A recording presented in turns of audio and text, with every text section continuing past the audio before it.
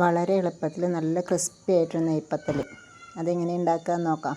ഒരു തുള്ളി പോലും എണ്ണയൊന്നും കുടിക്കാത്ത നല്ല ബബിള് മാതിരി പൊന്തി വരുന്ന നല്ല സൂപ്പർ നെയ്പ്പത്തൽ.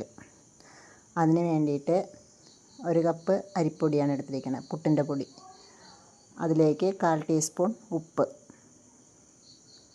പിന്നെ അതിലേക്ക് നല്ല തിളച്ച ചൂടുവെള്ളം ഒഴിച്ച് നന്നായിട്ടൊന്ന് കുഴച്ച് മാറ്റി വയ്ക്കാം. ഇത് നമുക്ക് പെട്ടെന്ന് ഉണ്ടാക്കാൻ പറ്റുന്ന ഒരു 4 മണി പലഹാരമാണ് കേട്ടോ. അപ്പോൾ അത് കുഴച്ച് മാറ്റി വെച്ചതിന് ശേഷം നമുക്കതിലേക്ക് ഒരു അരപ്പ് തയ്യാറാക്കാം. അരപ്പ് എന്ന് പറഞ്ഞിട്ടുണ്ടെങ്കിൽ നമുക്കതിനൊരു ടേസ്റ്റ് കിട്ടാൻ വേണ്ടിയിട്ട് കുറച്ച് നാളികേരവും കുറച്ച് ചെറിയ ജീരകവും കൂടി അരയ്ക്കാം. അതിൽ ഉള്ളിയുടെ ടേസ്റ്റ് ഉള്ളവർക്കാണെങ്കിൽ ഉള്ളി ചേർക്കാം കേട്ടോ. ചെറിയ ഉള്ളി ചേർത്താലും നല്ല ടേസ്റ്റാണ്. ഞാൻ ഉള്ളി ചേർത്തിട്ടില്ല, ഞാൻ നാളികേരവും ജീരകവും മാത്രമേ അരച്ച് ചേർത്തിട്ടുള്ളൂ. നമുക്ക് അരച്ച് അതൊന്ന് ജസ്റ്റ് ഒതുക്കിയെടുത്താൽ മതി, അരയ്ക്കൊന്നും വേണ്ട ഒരുപാട്.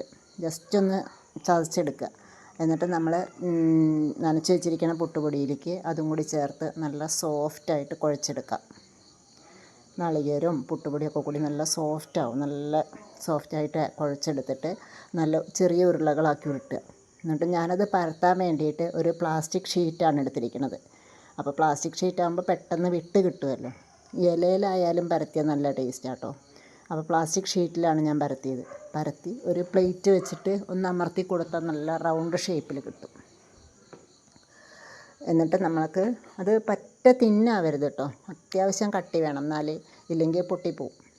എന്നിട്ട് നല്ല തിളച്ച എണ്ണയിലേക്ക് അതിട്ട് കൊടുത്ത് മൂപ്പിച്ചെടുക്കാം. നല്ല ബബിളായിട്ട് നല്ല സൂപ്പറായിട്ടിരിക്കും. നല്ല സൂപ്പർ ടേസ്റ്റാണ് കേട്ടോ.